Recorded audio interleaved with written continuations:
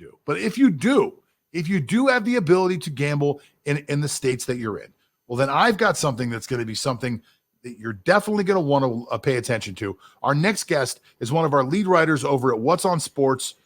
His name is Lance Fernandez. He has been a favorite of the show here. We bring him on every week. And today, Lance has got a great article for us. He's going to be talking about the five games that absolutely everybody wants to be talking about this weekend if you're going to be a gambler. First of all, Lance, how are you? Doing well, John. Doing well. Hope you're doing well as well.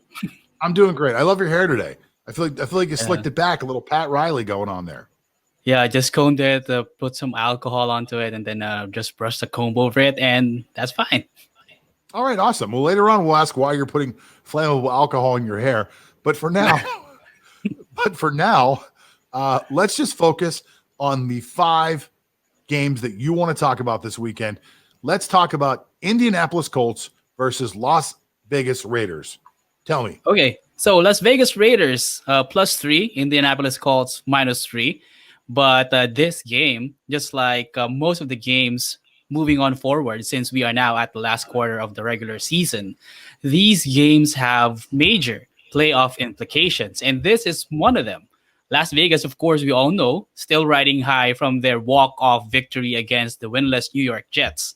And Indianapolis would like to extend their advantage in the AFC South against the Tennessee Titans. So Indianapolis is actually thanking Cleveland this week because of that defeat against the Titans at home, because now they are both 8-4. So Indianapolis has a better chance of getting the division lead and eventually clinching a playoff spot. So this should be an interesting game.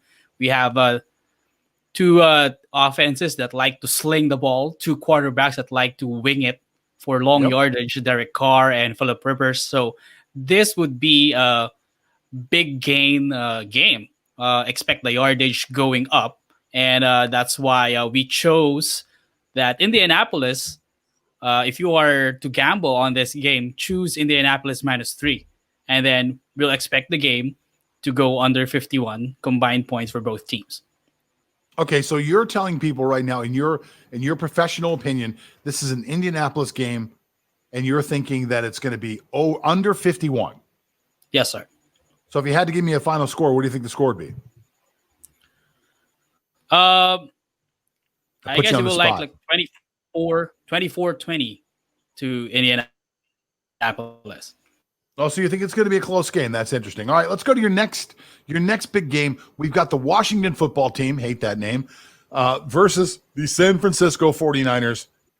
With alcohol in your hair, please tell me what you think about this game. And he's smiling. Okay, of course, Washington riding high from their Smith showed that he did be a starting quarterback in the NFL, especially for this team. And the likes of J.D. McKissick, Logan Thomas, and even Cam Sims came out to ball. And they are riding high in terms of momentum. And San Francisco is not an easy out because they are starting to regain full health. They got Mostert back. They got Brandon Ayuk back. So this should be, as the odds say, turn out to be a close match. But if I were to predict, given that they already have the cohesion and they've been playing so well for the past couple of weeks, I would choose Washington and I would put the total over 43. Well, I got to tell you, that's probably one of the lower over-unders that you're going to see this year, 43. The over-unders have all been so high. And I got to agree with you as far as the momentum goes. Washington is really on a roll. I believe they won 3 or 4 games in a row. They're coming out of a huge win in Pittsburgh. A lot of times that brings an emotional letdown afterwards. But you also touched on the fact that the 49ers are not at full health yet, and they're really still missing Garoppolo. I like the pick, Lance. I like where you're going. You're saying Washington +3. You're saying under 43. Our next big game that we're going to talk about that's this weekend for all you gamblers out there, Kansas City Chiefs versus the Miami Dolphins. This is a 7.5-point spread here. But this is a tough matchup, I think, for the Chiefs. The Dolphins have some good corners. How do you see this game? Yeah, I guess the odds here, ±7.5, it could be misleading because Miami's defense has been one of the sleeper defenses all throughout the season. Right now, they Yeah, they're are the playing tough. second rated team in terms of points allowed, just zero point 0.1 points below the Pittsburgh Steelers. They allow only 17.7 points a game. And they have a lot of decent defenders on that side of the ball. And let's not forget that the Tua is somehow gaining his stride as well. And Miles Gaskin has been balling for the past couple of weeks. So this will not be an easy out for the Kansas City Chiefs, as said in the odds, especially with their performance against the Denver Broncos last week.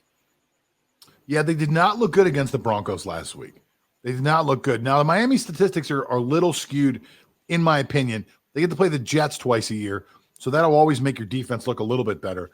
But if you watch them play, like I said, they're stacked at the positions that matter. They can rush the quarterback. They go 3 or 4 deep at cornerback of decent guys who can actually run with people.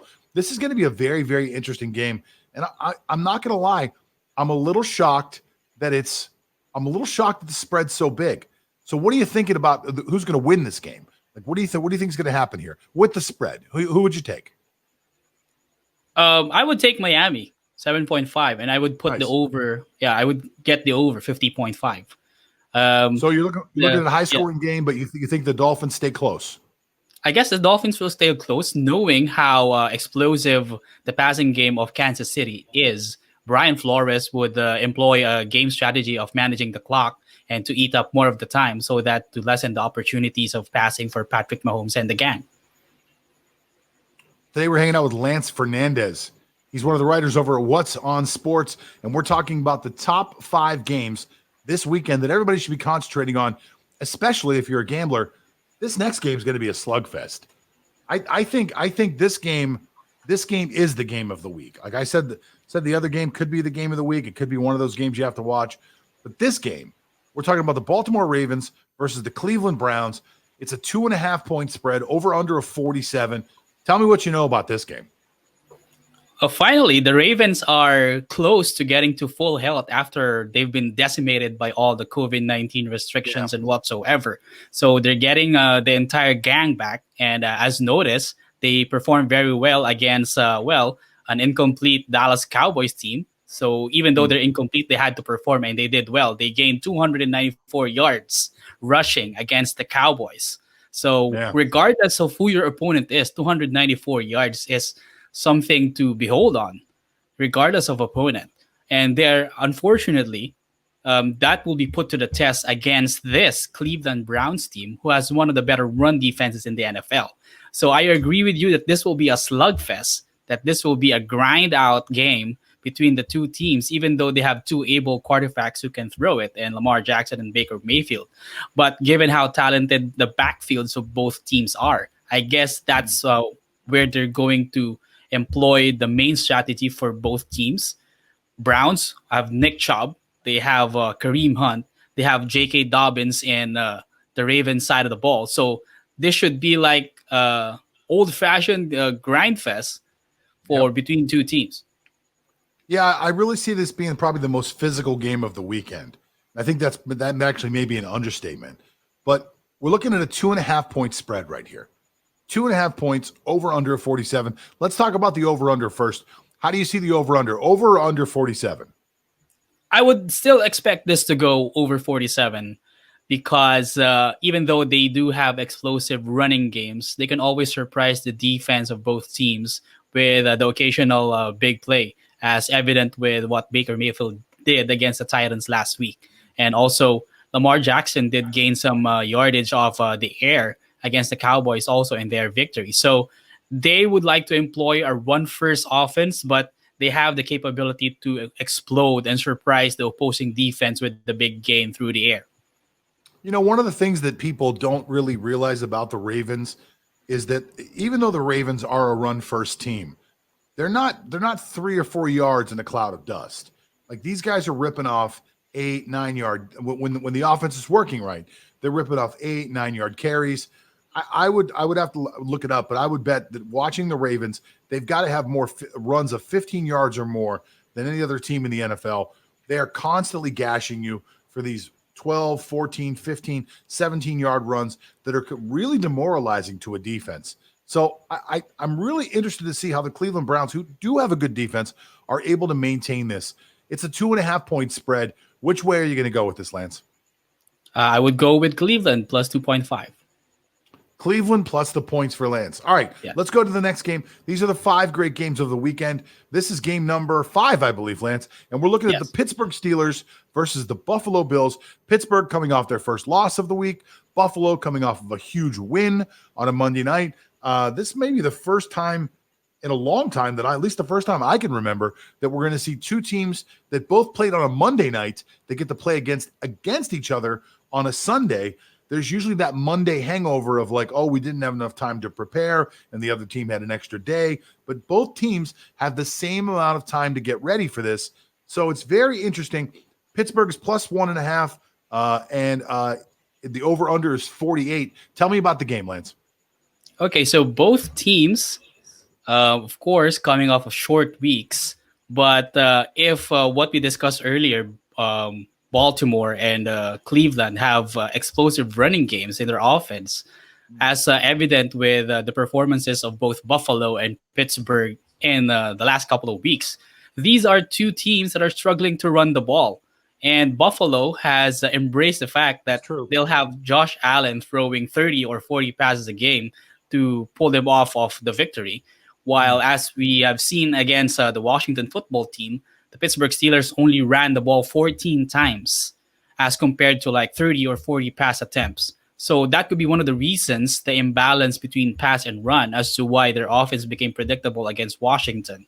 And we expect this to be a game that will be played mostly in the air. So it will be a passing game given how porous and how poor the running game of both teams are. And they would have to expect both quarterbacks, Ben Roethlisberger and, of course, Josh Allen, to win it for them. Yeah, I think it's an interesting game when you look at it. Josh Allen, to me, reminds me a lot of a young Ben Roethlisberger. Same body size, big guy, not afraid to move around the pocket, hard to bring down. To me, he is Ben 2.0, if you really want to look at a guy, kind of a country boy, hunter type of guy.